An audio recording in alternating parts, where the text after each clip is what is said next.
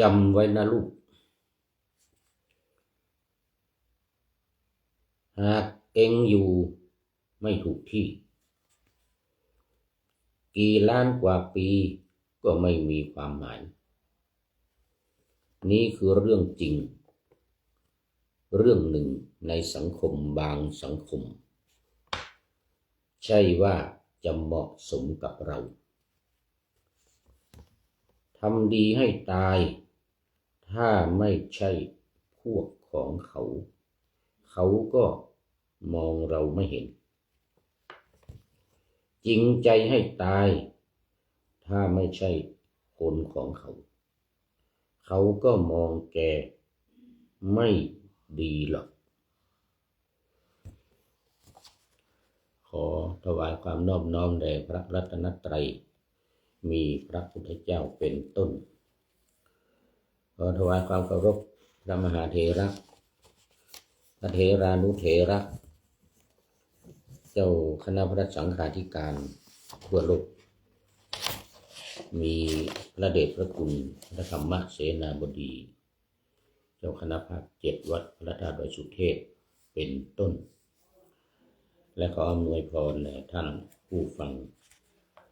ท่านผู้ชมสาธุชนพุทธบริษัททั้งหลายวันนี้รายการธรรมทัศน์ของวัดพระธาตุดอยสุเทพออกอากาศทางสถานีวิทยุวปท2จังหวัดเชียงใหม่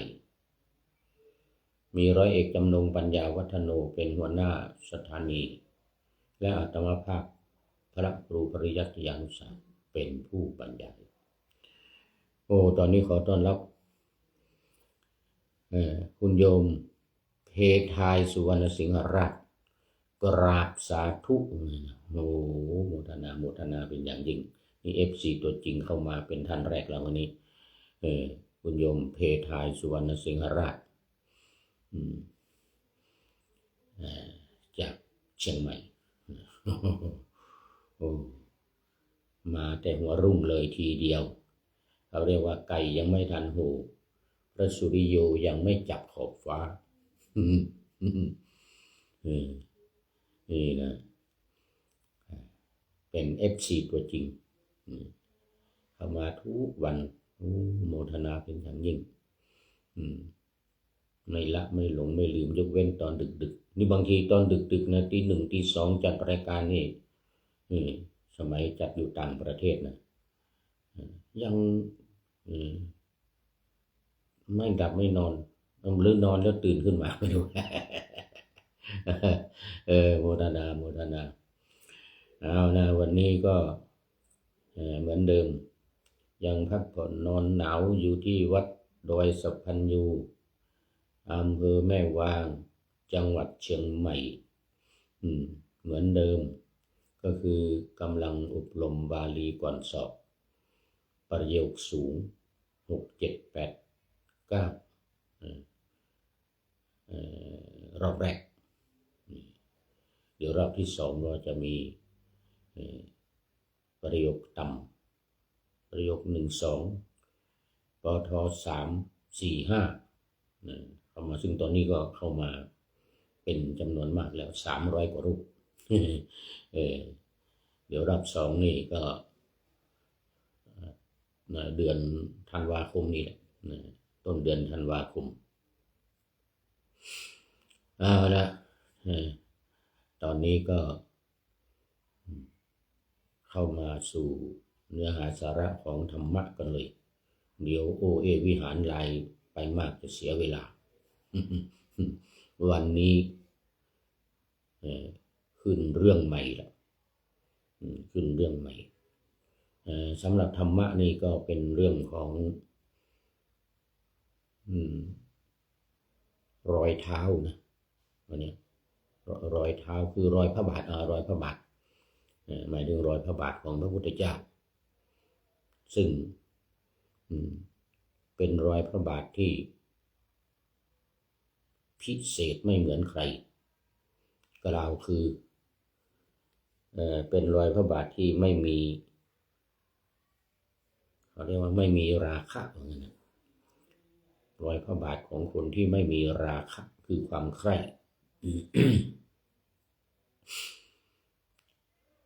รอยพระบาท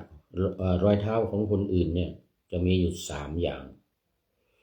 1. รอยเท้าของคนที่มีราคะคือความใคร่เนี่ย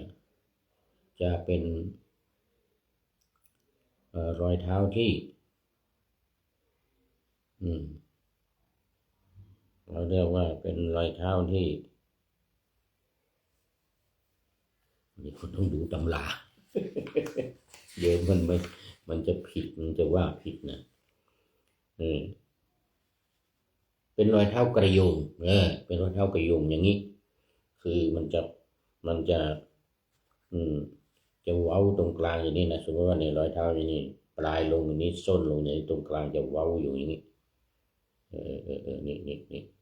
อย่างนี้นะถ้ารอยเท้าที่จิกลงข้างหน้ายังลงข้างหลังอย่างนี้นะนี่รอยเท้าของคนที่มีราคะนะมีราคะแล้วก็2รอยเท้าของคนที่มีโทสะคือความโกรธนี่นะจะเป็นรอยเท้าที่ส้นหนักนะหนักส้นบีบหรือส้นหนักส้นลงอย่างนี้ขึ้นข้างบนส้นลงนี่ปลายลอยขึ้นอย่างนี้ลอยอย่างนี้นะอันนี้คือคนที่มีโทสะความโกรธสังเกตเห็นได้ก่อนคนมักโกรธในเวลาเดินมันจะมีเสียงดังตึงมันเดินลงส้นปลายเท้าขึ้นอย่างนี้ตึงนี่นะตอนนี้ขอต้อนรับอาจารย์ณัฐพรหมเสนสาธุอาจารย์เก่าแก่อาจารย์ณัฐพรหมเสนหนาวว่างั้นนะ หนาวผิงไฟนะตุลุงนะตุลุงผิงไฟนะผิงไฟถึงอาจารย์ณัฐพลอยู่ออนกลางอำเภอแม่ออนนี่อยู่ออนกลางอำเภอแม่ออนสมัยก่อนอยู่มจรด้วยกันวิทยาเขตเชียงใหม่เป็นอาจารย์สอนอาจารย์ณัฐพลนี่สอนอยู่คณะครุศาสตร์อยู่คณะครุศาสตร์เนี่ยอยู่กับท่านอาจารย์พระครูปริยัติพระครูสิริปริยัติยาภิรักษ์วัดเวรุวันอำเภอสารพีเดี๋ยวอาจารย์ณัฐพลบอกว่าณัฐพรหมเสนนามสกุลหลวงปู่ทองถูกต้องจำได้แล้วพรหมเสนเนี่ยนามสกุลหลวงปู่ทองแต่ว่าอาจารย์ณัฐพลเนี่ยเอามาเป็นชื่อเป็นเลยมาใส่ชื่อของตัวเองว่าณัฐพรหมเสน เจริญรอยตามหลวงปู่ทองเอานามสกุลมาเป็นชื่อแต่ก่อนนี่ชื่ออาจารย์ณัฐพลมอบให้หลวงปู่มอบให้หลวงปู่มอบให้มอบนามสกุลให้มาเป็นชื่ออาจารย์ณัฐพลเป็นชื่อว่าณัฐพรหมเสนหลวงพ่อตั้งชื่อให้เป็นสิริมงคลอย่างยิ่งสาธุนานมาแล้วหลายปีตอนพระเดชพระคุณหลวงปู่ยังไม่มรณภาพแล้วหลวงปู่ทองวัดพระธาตุสีจอมทองหรือพระพรหมมงคล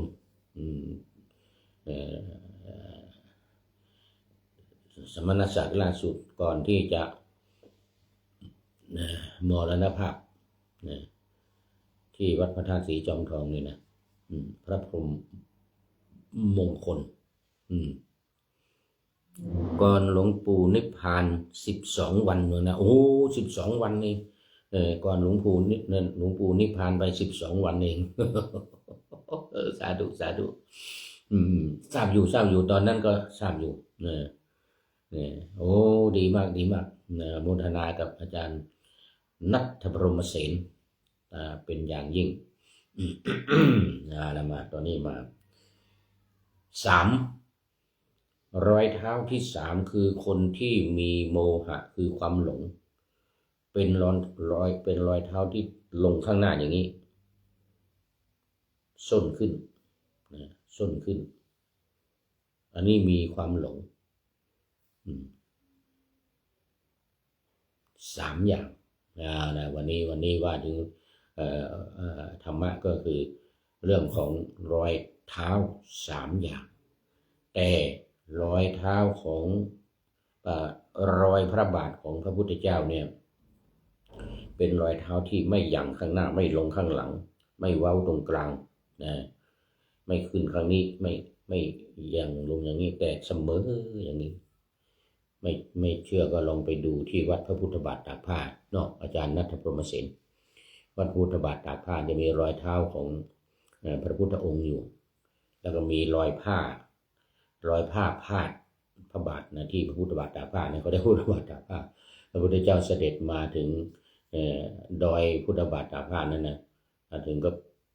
มาเอาผ้าตากสักผ้าพุทธเจ้าให้พระอานนท์ซักผ้าเสร็จแล้วก็เอามาตากตรงนั้นก็เลยเรียกว่าแล้วก็มีประทับพระพุทธบาทไว้เนี่ยเดี๋ยวจะเล่าให้ฟังเนี่ยเรื่องการประทับพุทธบาทเนี่ยนะถ้าไม่ตั้งใจนี่นะไม่อธิษฐานนี่นะพระพุทธองค์ไม่อธิษฐานนี่พระพุทธบาทนี่จะไม่มีนะจะไม่ปรากฏให้เห็นนะต้องอธิษฐานเท่านั้นอย่างพระพุทธบาทตากผ้านี่สมัยก่อนพุทธองค์ตามตำนานนะตามตำนานพุทธองค์เสด็จมาถึงดอยพุทธบาทตากผ้านั้นแล้วก็ทรงอธิษฐานพระบาทเนี่ยเอาไว้จึงมีรอยพระบาทอยู่ตรงนั้นเป็นเรื่องสำคัญวันนี้เป็นเรื่องมารธิดาคือธิดาของมารนี่ธิดาของมารเดี๋ยวก่อนเอาตำรามา ต้องครึ่งตำราเนี่ยตอนนี้หลงลืมไปแล้วอาจารย์ณัฐพรหมเสนตุลุงนี่หลงลืมนะจะพูดอะไรจะอะไรเนี่ยเดี๋ยวนี้มันแย่ไปหมดนึกไม่ออกนี่มานั่งอบรมบาลีตอนนี้มาแปลเนี่ยนี่ธรรมบทภาค 6อาจารย์ณัฐพลนี่ก็ประเรียนทำ4 ประโยค4 หรือ 5นี่แหละ4 หรือ 5นี่แหละเรียกผมไป5 ครั้งมาถึงพระเดชพระคุณหลวงพ่อพระพรหมมงคลไป5 ครั้งนะให้เปลี่ยนชื่อให้เป็นชื่อว่าไงนะเรียกไป5 ครั้งให้เปลี่ยนชื่อจากณัฐพลเนี่ยเป็นณัฐพรหมเสนเป็นสิริมงคลอย่างยิ่งตอนนี้ขอต้อนรับพี่เนติแก้วเคนนี่จากกรุงเทพมหานครเขตราชบูรณะเป็นยังไงเนาะนี่ทางเหนือนี่เขาหนาวกันแล้วนี่ทางกรุงเทพหนาวหรือยังคงไม่หนาวหรอกกรุงเทพนี่30 องศาวันนั้นเห็นว่ากันนะตอนนี้ไม่รู้ลดลงมาเท่าไหร่ละกรุงเทพไม่หนาวนะโมทนาพี่เนติแก้วเคนนี่เป็นคนเก่าคนแก่เป็น FC ตัวจริง FC ดั้งเดิมมาเนี่ยนะสมัยอยู่อินเดียแล้วเนี่ยโน่นเนี่ยเมื่อสัก40 ปีมาแล้วเนี่ย40 ปีมาแล้วเนี่ยมาอยู่อินเดียด้วยกันนะเมืองนาลันทาโน่นนะเมืองปัตตนะวินเนติแก้วเคนนี่นะอยู่อินเดียด้วยกันเรียนหนังสืออยู่ด้วยกันที่ประเทศอินเดียเมื่อ40 ปีล่วงมาแล้วเนี่ยยังจำได้แม่นยำเลยติดซอยห้อยตามกันมาโดยตลอดตามมาด้วยคุณโยมสายสมรนี่เป็นท่านสุดท้ายเลยจะหมดเวลาสายสมรเบญจกุลจากอำเภอท่าปราจังหวัดอุตรดิตถ์สาธุเดี๋ยวดอกบัวสีสีชมพูมาแล้ววันเกิดของผู้พูดอโมทนาเป็นอย่างยิ่งโยมสายสมรนี่เป็น FC ตัวจริงไม่เคยละไม่เคยขาดเนี่ยตามมาด้วยท่านอาจารย์พระมหา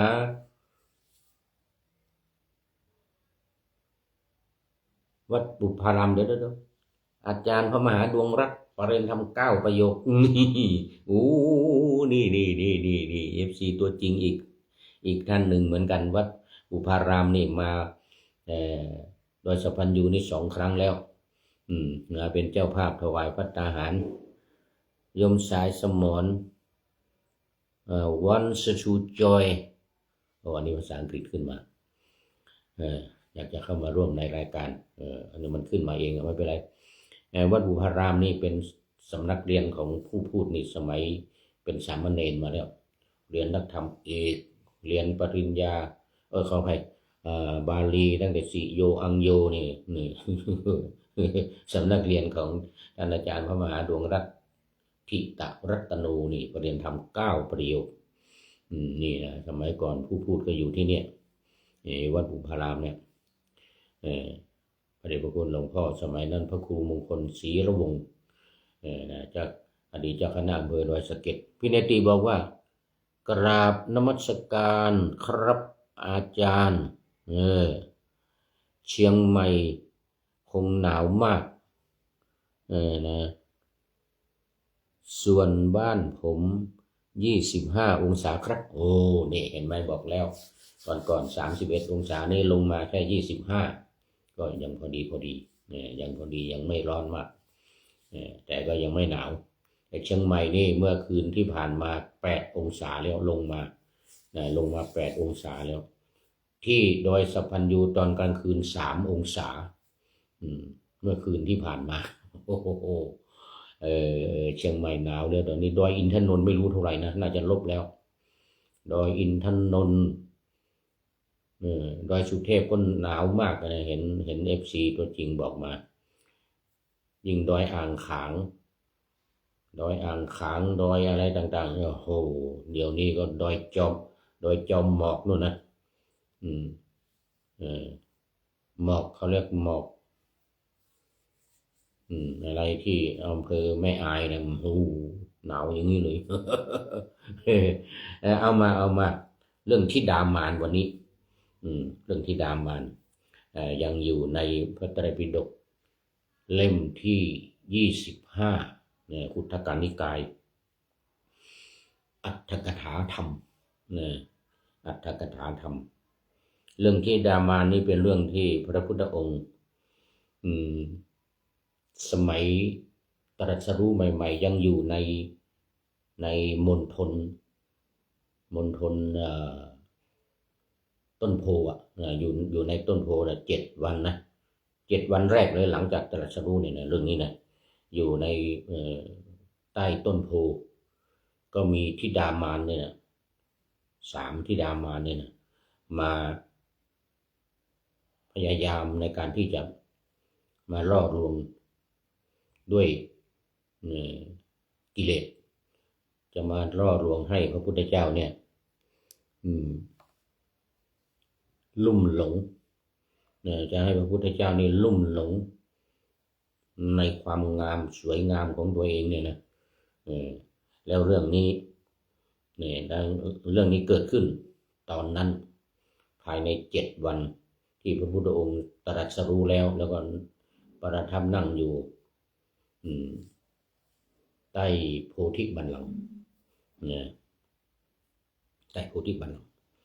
เสร็จแล้วพระธรรมเทศนานี้มาแสดงเรื่องนี้พุทธองค์มาแสดงตอนที่ประทับอยู่ที่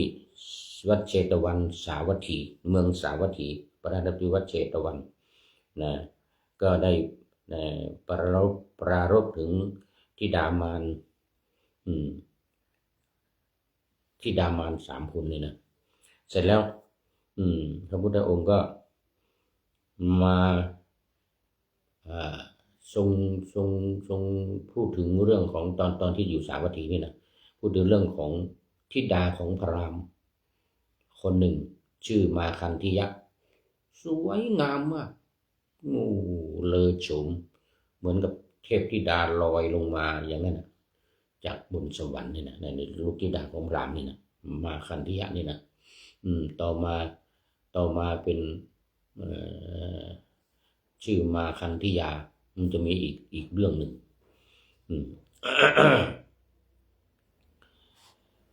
เออที่กุรุรัตน์นี่ก็เมืองเดลีปัจจุบันนะประเทศอินเดียที่เมืองเดลีกรุงนิวเดลีปัจจุบันเสร็จแล้วก็ธิดาของมาคันธิยานี่ก็สวยงามมากมาคันธิยาพราหมณ์นี่ก็ใครมาขอก็ไม่ให้มหาเศรษฐีหรือพระราชามหากษัตริย์ที่ไหนมาขอก็ไม่ให้ทั้งนั้นวันหนึ่งพระพุทธเจ้าก็วันหนึ่งก็ไปเข้าเขาเรียกว่าข่ายคือพยานของพระพุทธเจ้าตอนตี 4 ถึง 6 โมงนี่นะพระพุทธเจ้าเสด็จดูว่าตรวจดูสัตว์โลกเลยนะก็มาเข้าข่ายยานของพระพุทธเจ้าพระพุทธเจ้าก็ทรงทราบว่าพราหมณ์จะได้บรรลุเป็นโสดาบันก็เลยเสด็จไปพระพุทธเจ้าก็เลยเสด็จไปเจอพราหมณ์ที่ใกล้ท่าน้ำแห่งหนึ่งปัจจุบันนี้เขาเรียกว่าอะไรที่เราลอยกระทงไปที่ผ่านมาเนี่ยแม่น้ำนัมมทาแม่น้ำใกล้แม่น้ำนัมมทาเนี่ยพุทธเจ้าเสด็จไปพบกับพราหมณ์คนนี้มาคันธิยพราหมณ์แต่ยังไม่ได้ทันพูดอะไรไม่ได้ถามไม่ได้พูดอะไรทั้งนั้นเพราะอะไรเวลาหมด วันนี้เวลาหมดแล้วคุณโยมสายสมรบอกน้อมกราบสาธุสาธุสาธุว่าไงนะคุณโยมสายสมรเป็นท่านสุดท้ายเข้ามาใน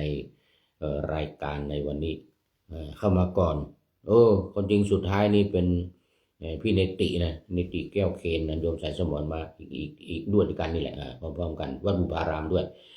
ท่านอาจารย์พระมหาดวงรัตน์ด้วยโมทนาขอบคุณเป็นอย่างยิ่งโมทนากับคุณโยมสายสมรวันนี้หมดเวลาเข้าสู่เส้นชัยของรายการในวันนี้มาดูข้อคิดท้ายรายการวันนี้เป็นเรื่องอะไรเนี่ยปู่ตูนตำนานคนกู้ภัยบอกให้ลูกบอกจำไว้นะลูกนะหากเองอยู่ไม่ถูกที่กี่ล้านปีก็ไม่มีความหมายนะนี่คือเรื่องจริงเรื่องหนึ่งในสังคมบางสังคมนะนี่เน้นบางสังคมนะบางสังคมก็ไม่ใช่นะบางสังคมมันเป็นอย่างนั้นจริงๆใช่ว่าจะเหมาะสมกับเราทำดีให้ตายถ้าไม่ใช่พวกเขาก็ไม่มองเห็นเราจริงใจให้ตายถ้าไม่ใช่คนของเขาก็มองเราไม่ดีหรอกลูกนี่ฝากไว้เป็นข้อคิด